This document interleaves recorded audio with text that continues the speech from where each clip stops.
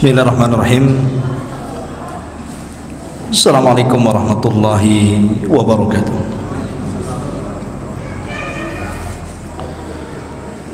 Alhamdulillah, salatu wassalamu ala rasulillah wa ala alihi wa sahbihi wa mawalah, wa la hawla wa la quwata illa billahi wa ba'du. Qala Allahu azza wa jalla, ya ayyuhalladzina amanu taqullaha haqqa tuqatih wa la tamutunna illa wa antum muslimun, amma ba'du. Ma'asyiral muslimin wal muslimat, saudara dan saudari sekalian yang dimuliakan Allah Subhanahu wa taala. Alhamdulillah, di malam hari ini setelah masjid ini terbangun, baru malam ini perdana kita mengadakan ta'lim ataupun kajian. Insyaallah mungkin kedepannya kita sering rutinkan kajian-kajian seperti ini. Kita undang ustaz-ustaz dari luar, baik kajian malam ataupun mungkin kajian khusus ibu-ibu atau ummahat, supaya masjid ini semakin makmur lagi. Pembahasan di malam hari ini kita akan membahas seputar tanda-tanda menjelang hari kiamat. Ma'asyiral muslimin yang dimuliakan Allah Subhanahu wa taala, kita tahu bahwa salah satu keyakinan seorang muslim adalah beriman adanya rukun iman, dan salah satu rukun iman itu salah satunya adalah al-iman bil yaumil akhir, beriman dengan adanya hari akhir, bahwa alam ini akan hancur dan ada kehidupan setelah kematian. Dan salah satu beriman kepada hari akhir tentunya pertama beriman dengan kematian, karena kematian itu kiamat kecil. Tidak usah seseorang menunggu kiamat besar untuk binasa. Dengan adanya kiamat kecil, kematian saja, seseorang sudah meninggalkan dunia. Makanya Nabi SAW bersabda, "Idza mata ahadukum qamat qiyamatuhu." Apabila meninggal salah seorang di antara kalian, berarti tegak kiamat kepadanya. Dari sini menunjukkan bahwa kematian itu adalah kiamat kecil dan akan menimpa siapapun. Apalagi di zaman sekarang, ya, di zaman corona ini, kadang yang sehat saja tahu-tahu meninggal. Bahkan tadinya sehat, habis divaksin 3 hari meninggal. Siapa yang tahu? Tetapi kematian itu sebuah kepastian, di mana siapapun pasti akan mengikuti antrian kematian. Tidak hari ini ya besok, tidak besok ya mungkin bulan depan, tahun depan, wallahu a'lam. Tapi kita harus imani. Ini yang pertama. Yang kedua, setelah kematian itu kan pasti ada kehidupan yang disebut dengan alam barzah. Alam barzah ini, atau dengan istilah lain alam kubur, itu akan melalui siapapun. Makanya kenapa Nabi SAW apabila ziarah kubur, selalunya Nabi SAW mengatakan di hadapan para sahabatnya bahwa salah satu hikmah daripada ziarah kubur itu adalah tudzakirukumul akhirah, mengingatkan kita tentang akhirat. Karena di dalam kuburan itu penentuan antara masuk surganya seseorang dan masuk nerakanya seseorang. Makanya Khalifah Utsman bin Affan radhiyallahu anhu, kalau diingatkan neraka tidak nangis dia. Tapi kalau diingatkan tentang kuburan, Utsman itu menangis. Sehingga orang-orang bertanya dengan herannya kepada Khalifah Utsman ibn Affan ini, "Ya Khalifah, dzukirtan nar falam tabki." Dikisahkan tentang ngerinya neraka, engkau tidak menangis. Tetapi kalau dikisahkan kepadamu tentang alam kubur, wa tabki, dan engkau menangis. Ada apa ini? Maka Khalifah Utsman ibn Affan radhiyallahu anhu mengatakan, "Wailakum, celaka kalian. Innal qabra hafrun min hufarin nar au rawdatun min riyadil jannah." Kata Utsman ibn Affan, celaka kalian, kuburan itu bisa saja seakan melubangi ataupun akan membuat lubang yang mengarah ke neraka, ataupun sebuah taman yang akan mengarah ke surga. Jadi yang menentukan selamat dan tidaknya itu salah satunya alam barzah, dan ini harus kita yakini. Karena banyak orang yang mengingkari adanya kehidupan setelah kematian. Kemudian mereka mengkiaskan dengan kehidupan dunia yang tidak bisa. Contoh umpamanya meletakkan CCTV dalam kuburan, kemudian ditongkrongi komputernya. Katanya ada malaikat mungkar dan nakir yang bertanya, siapa rohmu, siapa nabimu, apa agamamu. Ya nggak akan kelihatan. Bagaimana caranya? Perkara gaib dikiaskan kepada perkara tampak itu tidak bisa dikiaskan. Ya sampai kiamat saja nongkrongi komputer, ya nggak mungkin nampaklah dua malaikat itu. Karena ini bicara tentang gaib. Gaib itu bicara tentang keyakinan, dan keyakinan itu cukup diimani, bukan dibuktikan. Tidak bisa dibuktikan itu. Seperti umpamanya kuburan menyempit, ketika digali tetap saja segitu kuburan itu. Katanya kuburan meluas sejauh mata memandang, ternyata setelah digali ya segitu saja. Jangan kiaskan perkara gaib dengan perkara nyata, Anda ketemu. Karena alam kubur itu bicara tentang keimanan. Cukup beriman sajalah. Ada azab kubur, ada fitnah kubur, ada nikmat kubur, ada himpitan kubur, dan begitu seterusnya. Baru yang ketiga bicara tentang setelah semuanya kiamat dibangkitkan, nanti kita akan dikumpulkan di padang mahsyar. Setelah di padang mahsyar, di sana ada balasan kebaikan dan keburukan, berakhir dengan surga ataupun neraka. Itu salah satu global daripada al-iman bil yaumil akhir. Namanya rukun iman dengan hari akhir. Ada 5: kematian, kemudian alam kubur, padang mahsyar, balasan atau hisab, kemudian terakhir surga dan neraka. Yang ingin saya katakan di malam hari ini, ataupun yang ingin saya jelaskan, adalah tanda-tanda sebelum kiamat didatangkan Allah Azza wa Jalla. Apa tanda-tandanya? Ada tanda-tanda itu yang terjadi di zaman Rasul. Ada tanda-tanda itu yang terjadi di zaman sekarang, dan ada tanda-tanda itu belum terjadi dan akan terjadi di akhir zaman. Kita mulai tanda-tanda yang terjadi di zaman sekarang saja. Kalau dari zaman Rasul terlalu banyak. Saya sebutkan 10 tanda-tanda. Jadi 14 abad yang silam Rasul itu sudah memprediksi akan terjadi ini dan itu. Dan ingat, setiap ucapan Rasul itu wahyu. Tidak mungkin Rasul berdusta. Pasti menjadi sebuah kenyataan. Apa saja? Yang pertama, Nabi SAW bersabda dalam sebuah hadis. Kata Nabi SAW dari hadis Thauban, dan Thauban ini pembantu Rasul.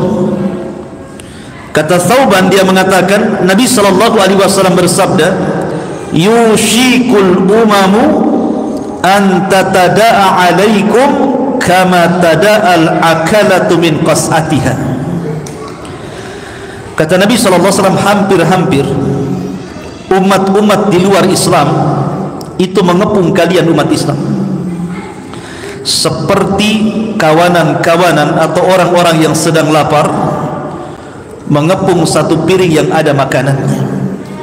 Coba bayangkan, banyak orang lapar, dihidangkan satu nampan makanan, tentu akan rebutan kan gitu. Kata Nabi SAW, kalian akan dikepung seperti itu. di akhir zaman kalian akan dikepung seperti itu oleh umat-umat di luar kalian. Sahabat heran, sehingga mereka bertanya kepada Nabi SAW, ya Rasulullah, amin killatun nahnu yawma idzin. Rasul, apakah kami waktu itu sedikit sehingga musuh-musuh bisa mengepung kami semua? Kata Nabi SAW, bal antum yawma idzin kathirun, bahkan kalian jumlahnya jauh lebih banyak dibandingkan musuh-musuh kalian, tapi kalian dikepung.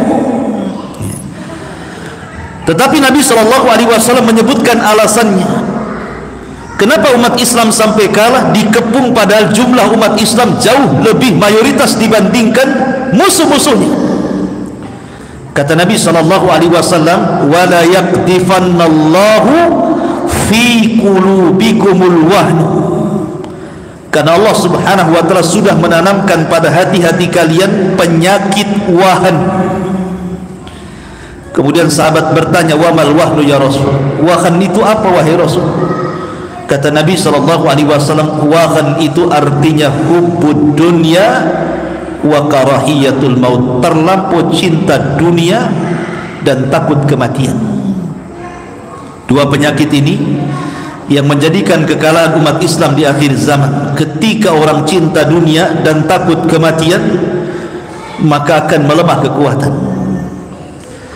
Makanya Khalid bin Walid ketika perang melawan orang-orang Romawi, bayangkan kaum muslim itu jumlahnya sedikit, sementara orang-orang Romawi itu jumlahnya banyak, berlipat-lipat. Secara logika kaum muslimin kalah, tetapi Allah takdirkan kaum muslimin menang. Kemenangan Khalid ini kemudian ditanya oleh orang-orang Romawi langsung kepada Khalid tentang kunci kemenangan. Khalid, apa sih kunci kemenanganmu? Kenapa kau jumlah sedikit bisa mengalahkan kami kelompok yang banyak? Lihat jawaban Khalid bin Walid. Kata Khalid bin Walid, dia mengatakan, li'annana nuhibbul mauta kama tuhibbul hayat, karena kami cinta dengan kematian, tapi kalian cinta dengan kehidupan. Kalian cinta hidup, kami cinta mati. Maksudnya ingin mati syahid begitu. Karena salah satu penyebab lemahnya umat Islam ini, kalau sudah cinta dunia takut mati, dan dua perkara ini tidak mungkin dipisahkan. Orang kalau sudah cinta dunia pasti takut mati. Makanya kenapa Nabi SAW mengatakan, man ahabba liqa Allah ahabballahu liqa'ah. Siapa yang cinta berjumpa dengan Allah, Allah akan cinta berjumpa dengan dia. Wa man kariha liqa Allah karihallahu liqa'ah. Tapi siapa yang benci berjumpa dengan Allah, Allah benci berjumpa dengan dia. Sahabat heran, maksudnya apa ini? Siapa yang cinta dengan Allah, berjumpa dengan Allah, Allah cinta dengan dia. Siapa yang benci berjumpa dengan Allah, Allah pun benci dengan dia. Maksudnya begini ikhwan, orang kalau di dunia menanam sahamnya untuk kehidupan dunia, dihabiskan uangnya untuk membangun rumah, dihabiskan uangnya untuk berpoya-poya, membeli tanah, membeli kekayaan, sehingga tidak ada satupun harta yang disedekahkan. Ketika saat sakaratul maut, dia akan berat meninggalkan rumahnya, akan berat itu. Kenapa? Karena sahamnya ditaruh di dunia. Ketika dia hendak mati itu kepikiran tuh usahanya, rumahnya, bisnisnya, PT-nya, macam-macam itu. Sehingga orang ini akan benci dengan kematian dan tidak mau berjumpa dengan Allah.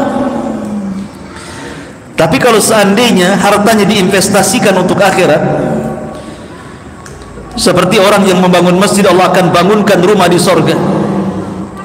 Orang yang kemudian bersedekah akan dibangunkan taman-taman di sorga, dan begitu seterusnya.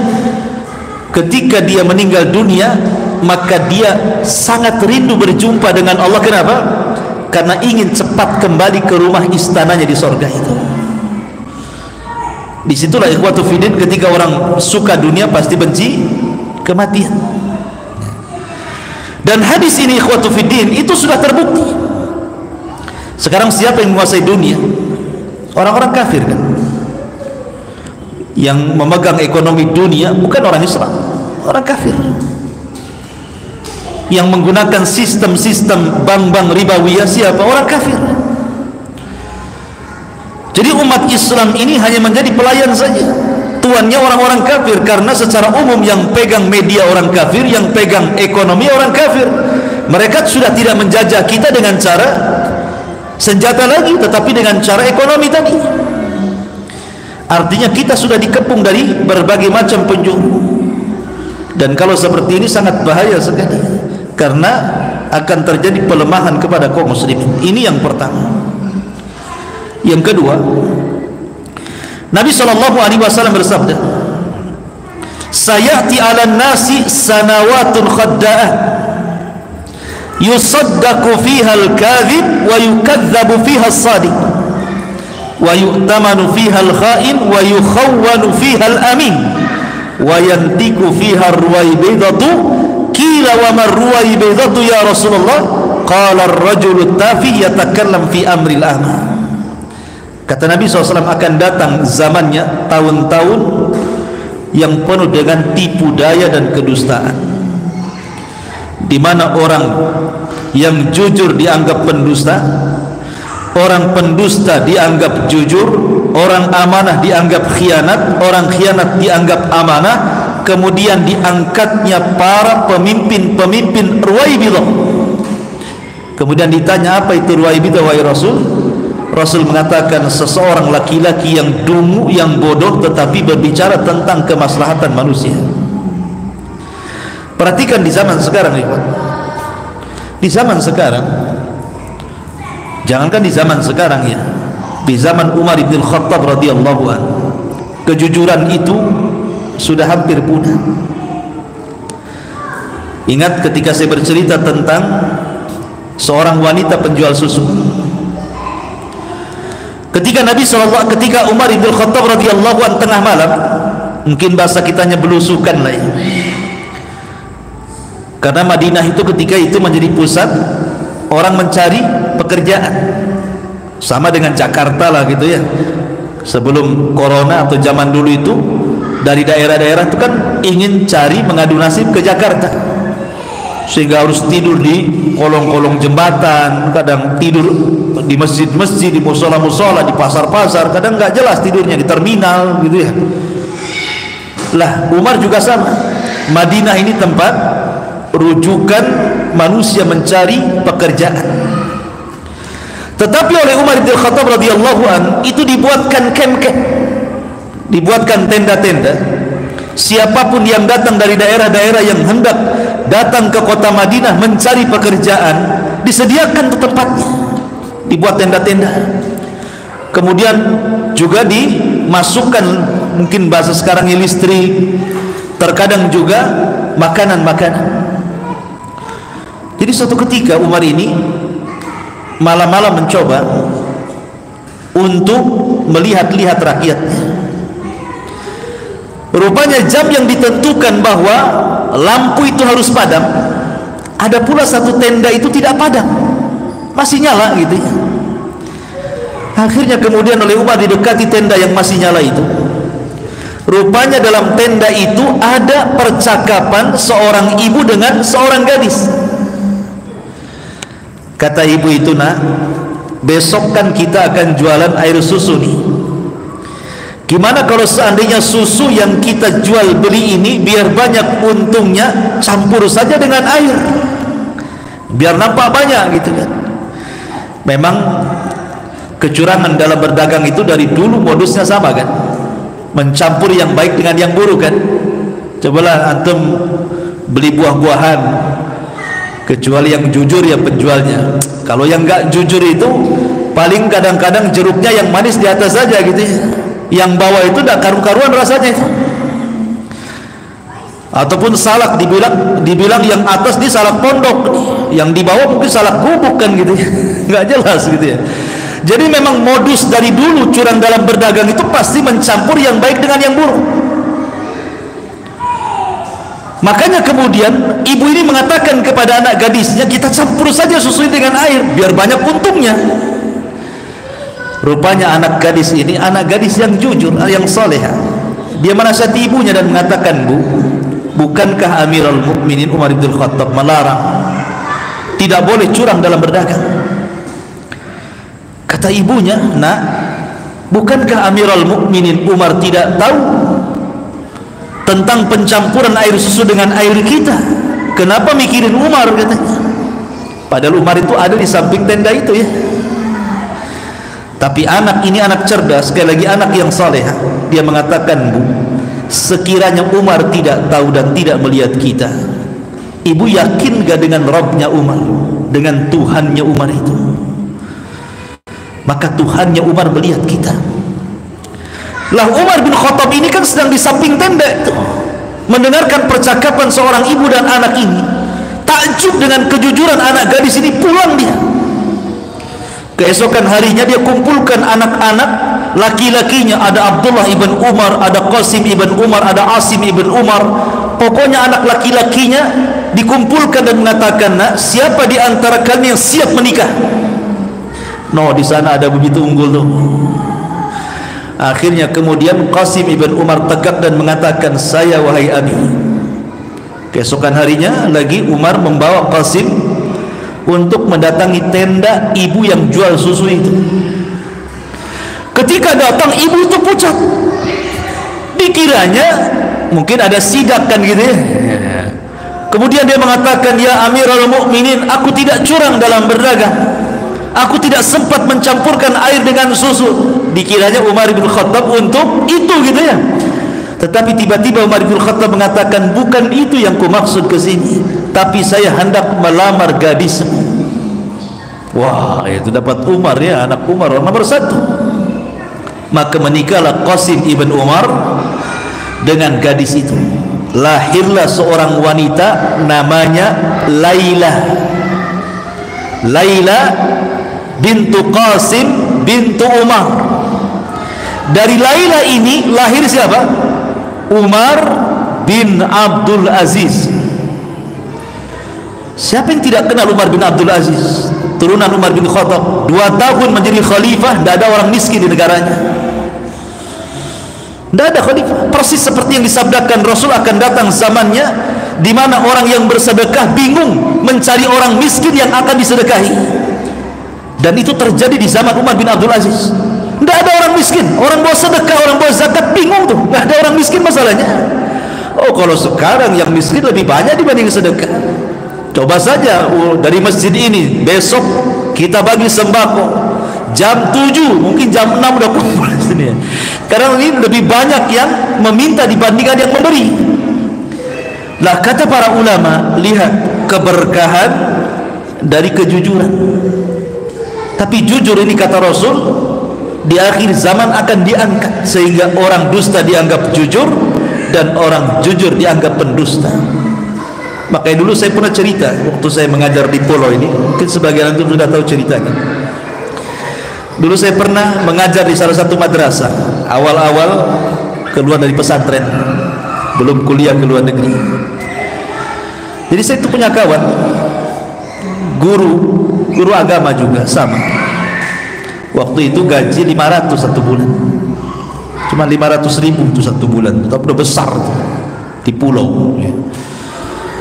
Jadi Allah takdirkan dia sakit 2 minggu, kemudian sembuh, masuk 2 minggu, tapi gaji tetap 500 tuh. Setelah kemudian waktu gajian, ya namanya gajian tetap pakai amplop isinya 500 gitu kan. Tiba-tiba dia kembalikan tuh yang 250 itu ke sekolah dan mengatakan, saya kan hanya ngajar 2 minggu, yang 2 minggu saya tidak ngajar walaupun saya sakit. Artinya saya berhak digaji hanya 250 karena hanya masuk 2 minggu, dan 2 minggunya tidak masuk. Itu sontak kawan-kawan yang lainnya mengatakan, gila kamu, katanya. Itu uang itu, kenapa dibalikin? Coba, orang jujur dianggap gila.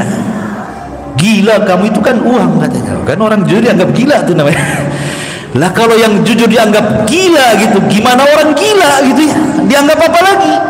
Ya kan? Artinya bahwa Nabi SAW ketika mengatakan bahwa sayati ala nasi sanawatun khadda'at, akan datang di akhir zaman itu tahun-tahun khadda'at, tipu menipu, dan itu sudah terjadi di zaman sekarang kan.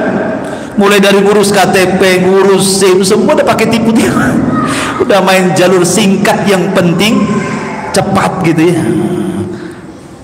Masyarul muslimin yang dimuliakan Allah Azza wa Jalla, ini hadis ini sudah terjadi. Ini yang kedua. Yang ketiga, Nabi SAW bersabda dalam hadis Abi Sa'id Al-Khudri radhiyallahu anhu, kata Rasul SAW, la tattabi'anna sunana man kana qablakum shibran bi shibrin wa dhira'an bi dhira'in hatta law dakhalu juhra dabbin la dakhaltum. Kata Nabi SAW, kalian pasti di akhir zaman akan mengikuti tata cara umat sebelum kalian, sejengkal demi sejengkal, sehasta demi sehasta, sampai kalaulah seandainya ada biawak padang pasir. Biawak padang pasir beda dengan biawak kita. Jadi biawak Arab itu beda dengan biawak Batam. Kalau biawak Arab yang di padang pasir itu mereka tinggal di padang pasir, jadi mereka punya lubang itu berkelok-kelok di dalam padang pasir itu, di kelok sana kelok sini kelok. Jadi mereka itu biawak padang pasir itu gali pasir itu, dan di sana halal dimakan biawaknya. Kalau biawak Batam haram. Apa bedanya? Karena biawak padang pasir itu pertama warnanya putih, yang kedua biawak sana itu makan sayur ya. Tapi biawak Batam ini sudah hitam, kanibal, dia makan kawannya, ular aja dimakan tuh. Jadi kalau biawak padang pasir dikurung dengan biawak Batam, habis tuh biawak padang pasir itu dimakan dia gitu ya. Jadi beda secara hukum. Makanya ketika Nabi SAW makan di rumah Khalid bin Walid, Khalid makan biawak kan. Kata Khalid, makan Rasul. Kata Rasul, tidak mau, karena di negeriku nggak ada kayak gini, kata Rasul. Tapi Rasul nggak ngelarang. Dengan tidak melarang Rasul ketika Khalid makan biawak, menunjukkan biawak itu boleh hukumnya. Tetapi tidak semua biawak ya, karena biawak di sana tidak kanibal, mereka makan sayur. Kalau biawak Batam ini semua dimakan, ular aja dimakan sama dia. Jadi beda hukumnya ya. Jangan kemudian biawak asal main tangkap di sungai, di sate biawak halal, nggak bisa. Beda biawak sana dengan sini. Biawak sana enak gitu ya, biawak sini tak tahu lah, gak pernah gitu. Enak kalau biawak sana, bersih biawaknya. Kalau nggak percaya dia lihat YouTube aja lah. Sekarang ada YouTube biawak padang pasir, kemudian di bawahnya biawak Batam, itu beda tuh nanti yang keluar itu ya. Kembali bahwa Rasul mempermisalkan dengan biawak ini. Kalau seandainya ada biawak di padang pasir masuk lubang dan berkelok-kelok itu, maka pasti kamu akan mengikuti di belakang biawak itu. Artinya sesulit apapun adat istiadat buruk orang-orang di luar dari Islam, orang Islam itu pasti akan mengikuti mereka. Pasti akan mengikuti mereka. Mulai dari penampilan, pakaian, gaya, macam-macam. Ketika Rasul ditanya, siapa yang dimaksud umat sebelum kalian wahai Rasul, apakah mereka Yahudi atau Nasrani? Kata Rasul mengatakan, kalau bukan mereka siapa lagi? Artinya di akhir zaman kita ini sedikit demi sedikit akan mengikuti tata cara adat istiadat mereka. Coba lihat anak-anak sekarang. Saya pernah lihat anak-anak pang itu di jalan itu. Anak-anak pang dulu ya, waktu saya masih tinggal di Center Point. Itu karena Palmol itu kan tempat tidurnya anak-anak pang tuh. Sekarang udah nggak ada kan, udah dibangun ya. Jadi kalau pagi itu kadang-kadang mereka ngorek sampah itu cari makan gitu. Jadi saya heran gitu kan, kenapa telinga mereka kok ada tutup botol aqua. Jadi sini ya, lubang dikasihkan tutup botol aqua di sini mereka.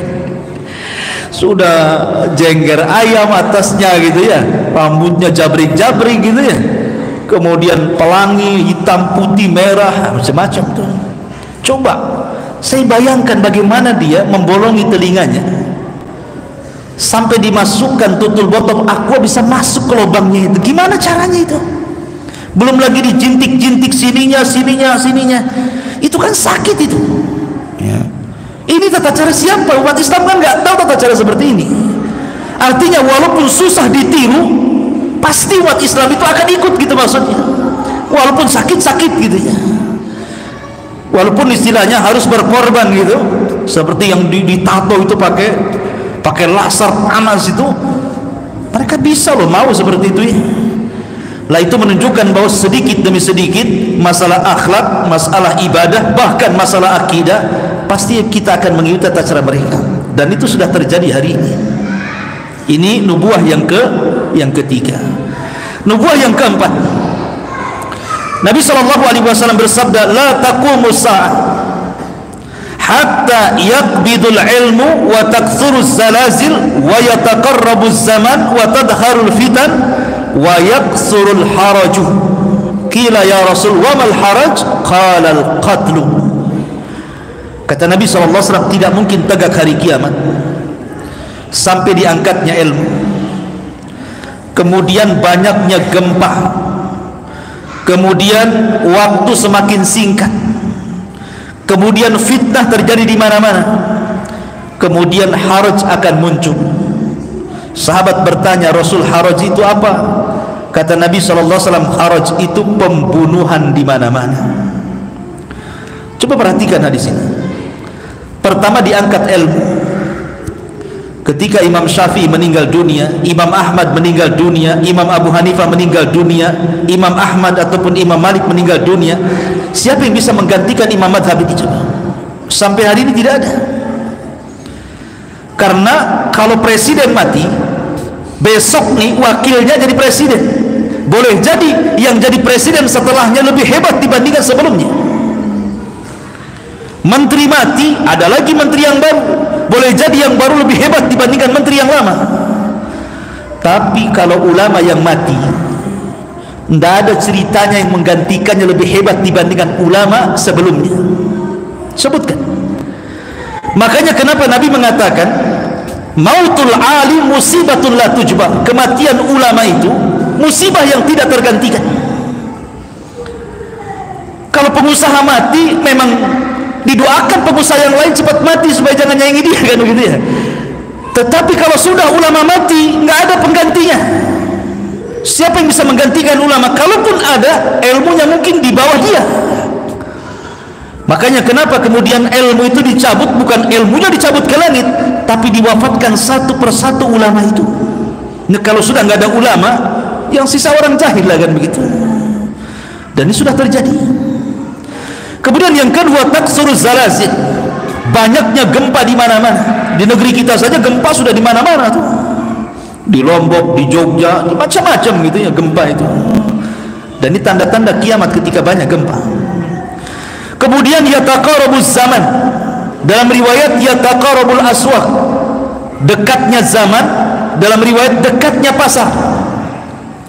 Dulu mungkin saya pengalaman, Pak Rahmat atau siapa, Pak Wahyu atau siapalah yang pernah mengalami kecil dulu ya, rasanya dari pagi ke duhur itu lama banget tuh.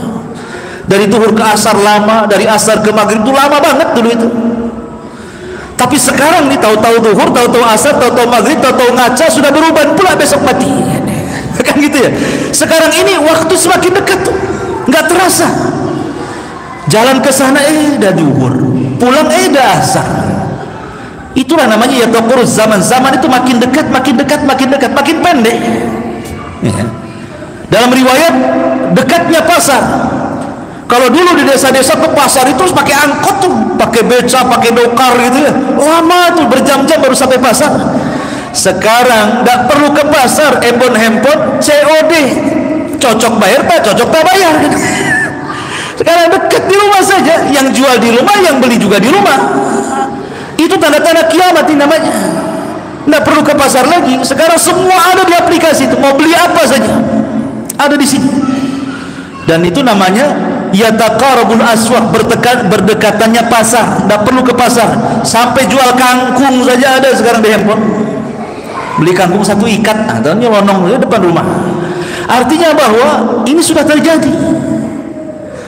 Kemudian kata Rasul, wa tadhharul fitan. Banyaknya fitnah. Fitnah terlalu banyak.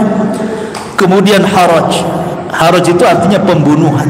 Sampai dalam riwayat, sampai-sampai orang yang membunuh tidak tahu kenapa dia bisa membunuh, dan orang yang dibunuh makin bingung kenapa pula bisa dibunuh. Kata Nabi SAW, al-qatil la yadri fi man qatal, wal maqtul la yadri fi man qutil. Orang yang membunuh bingung kenapa sih bisa bunuh dia, dan orang yang dibunuh makin bingung kenapa dia bunuh saya, kan gitu ya. Karena dalam Islam itu membunuh tidak sembarang. Dalam Islam itu kata Nabi SAW, la yahillu damu mri'in muslim illa bi ihda salasin. Tidak halal darah seorang muslim kecuali 3 perkara. Pertama, as-sayyibu zani, seorang yang sudah menikah dia berzina, maka hukumannya rajam sampai mati. Yang kedua, an-nafsu bin nafsi, membunuh orang dibunuh dia, qisas. Yang ketiga, orang murtad. Kata Rasul, man baddala dina faqtul, orang yang keluar dari agama dalam Islam dibunuh. Jadi tidak sembarang orang mengeluarkan nyawa orang itu. Tapi hari ini coba, rebutan parkir bunuh-bunuhan, rebutan waris bunuh-bunuhan, rebutan istri bunuh-bunuhan. Semua rebut-rebutan mesti bunuh-bunuhan di zaman sekarang ini. Sampai saya ada kisah nih, ini seorang syekh yang bercerita. Jadi di Mesir dulu ada seorang anak muda namanya Mahmud. Orang Mesir, anak muda namanya Mahmud. Dia hijrah dari Mesir ke Saudi. Usianya 15 tahun, tetapi sudah terpengaruh dengan kehidupan bebas, suka mabuk, narkoba, macam-macam. Walaupun di Saudi ada juga yang seperti itu ya. Bukan berarti semuanya karena dekat Ka'bah baik semua, tidak juga. Tetapi kriminalisasi di sini, dikriminalisasi lebih sedikit dibandingkan di sini. Itu saja. Tapi setiap kriminal ada, dan bagusnya di sana kalau maksiat tidak terang-terangan. Kalau kita kan terang-terangan kan, mabok di mana aja, di sana tidak berani terang-terangan, ditangkap, ada hukumannya. Jadi sembunyi-sembunyi. Jadi suatu ketika Mahmud ini, orang Mesir ini, suka pula dengan seorang gadis. Namanya usia 15 tahun, ketemu gadis kepujaan dia itu kan luar biasa gitu ya. Lain dengan orang yang sudah 40 pacaran, udah bicaranya kawin aja gitu ya. Tapi yang 15, 20 itu kan kalau pacaran kan memang pacaran gitu ya. Ketemu saja, natap saja, kalau zaman dulu sudah senang. Dulu nengok sandalnya udah senang dulu tuh. Kalau zaman sekarang bukan, nggak sandal lagi ditengok, semua ditengok baru senang gitu ya. Kalau dulu baru nengok sandalnya, wah udah tenang gitu ya. Lewat saja sebentar dah senang gitu ya. Jadi anak muda ini karena suka dengan gadis itu, akhirnya dia pun kenalan lewat, ya biasa lewat media. Akhirnya dekat-dekat jumpa. Kemudian dia selalu lewat di rumahnya. Jadi dia jadwalkan itu di rumahnya, kapan ada orang tuanya, kapan tidak ada orang tuanya. Maksud dia kalau tidak ada orang tuanya, dia ingin masuk menemui gadisnya gitu. Jadi setiap hari dia keker tuh rumahnya itu, sampai dia tahu jadwalnya, kapan orang tuanya pergi, kapan orang tuanya datang. Jadi ketika hari di mana orang tuanya dianggapnya pergi karena nampak tidak ada, sepi di rumahnya, nekat dia, nekat ngetuk jendela, kemudian dibukakan oleh gadis itu, nekat pula masuk ke dalam kamarnya. Allah takdirkan, rupanya orang tuanya tidak pergi hari itu. Ketika mendengar sesuatu suara di kamar anak gadisnya, curigalah. Maka ibunya kemudian mendekati kamar itu, dibukanya ada anak muda, menjeritlah kan begitu. Disangka mau ngapa-ngapain sama anaknya gitu ya, atau hendak mencuri, menjerit sejadi-jadinya. Akhirnya karena anak muda ini takut manusia tahu, lari dia ke dapur. Allah takdirkan menemui pisau pula di dapur itu. Tapi ibu ini tetap menjerit. Entah setan apa yang masuk pada si Mahmud ini, tiba-tiba kemudian ditusuk supaya diam itu. Tidak sadar darah keluar, akhirnya mati. Setelah mati, tentu anak gadis pacarnya dia melihat ibunya dibunuh, menjerit juga kan begitu ya. Kalap dia, makin kalap dia. Akhirnya ditusuk juga kekasihnya, mati juga kan gitu ya. Lihat, terkadang syaitan ikhwan, terkadang orang itu kalau sudah berbuat seperti itu, ini yang berbuat sudah bukan orang lagi, dah setan tuh. Baru setelah orang datang gitu ya, duduk dia nyesel, dia lihat muka pacarnya sudah meninggal, terbayang keluarganya dipermalukan, kemudian terbayang jeruji penjara bagaimana dia harus tinggal di situ, sampai kepada terbayang dia akan dikisos mati dalam satu kejap, merubah seluruh kehidupannya tuh. Terkadang orang membunuh itu mudah saja tuh kan ya. Walaupun kisahnya Mahmud ini sebenarnya endingnya bagus gitu ya, diceritakan oleh Syekh itu. Jadi ketika dia masuk penjara, jadi dikasih 3 tahun. Semenjak di penjara itu kan dikasih 3 tahun dari hukuman dia, dan dia harus dikisos karena sudah membunuh orang. Dikisos, dia dibunuh. Kan di Saudi itu kan hukum Islam diterapkan di sana, bunuh dibunuh kan itu ya. Jadi kasih waktu 3 tahun ngeringkuk di penjara gitu. Selama 3 tahun itulah dia melihat ada mushaf di penjara. Kemudian dia pun tergerak untuk mengambil mushaf itu yang selama ini tidak pernah dipegang. Dia pun berdoa kepada Allah, ya Allah, lembutkan hatiku kepada mushaf Al-Quran yang selama ini aku tinggalkan. Maka sejak itulah dia habiskan untuk menghafal Quran di penjara, dan 1 tahun dia sudah hafal Quran. Kemudian dia habiskan puasa, dengan qiyamul lail, dengan berzikir dalam penjara itu, dalam penyesalannya itu, sampai pada waktunya ketika kisah sudah mau berlaku gitu kan, semua orang-orang penjara malah mengatakan, semoga surga menunggumu wahai anak muda. Demi Allah, kami semua di penjara tidak ada atau tidak pernah melihat bagaimana seorang anak muda yang ibadahnya seperti dirimu. Akhirnya dia hanya tersenyum, kemudian sampai di kisah. Endingnya bagus gitu. Bukan itu yang ingin ceritakan, tetapi bagaimana anak muda ini membunuh dengan cara sadis tadi. Padahal niatnya nggak ada niat bunuh kan gitu ya. Niatnya ini ingin ke rumah pacarnya, tahu-tahu ketahuan, tahu-tahu bunuh gitu ya. Itulah yang disebutkan oleh Nabi SAW, al-qatil la yadri fi man qatal wal maqtulu ya la yadri fi man qutil. Orang yang membunuh bingung kenapa dia bisa membunuh, dan orang yang dibunuh makin bingung kenapa dia pula bunuh saya kan begitu ya. Dan itu di akhir zaman seperti itu. Saudara membunuh saudaranya, anak membunuh orang tuanya, kawan saling membunuh, gara-gara bisnis saling membunuh, dan itu sudah terjadi. Dan ini namanya nubuah. Sebelum terjadi kiamat akan terjadi seperti ini. Ya sudah azan ikhwan, insyaallah kita lanjutkan di minggu depan. Insyaallah kajian ini kita buat setiap malam Sabtu. Mudah-mudahan ada manfaatnya. Subhanakallah bihamdika asyhadu an la ilaha illa anta astaghfiruka wa atubu ilaik. Allahu ta'ala alam. Assalamualaikum warahmatullahi wabarakatuh.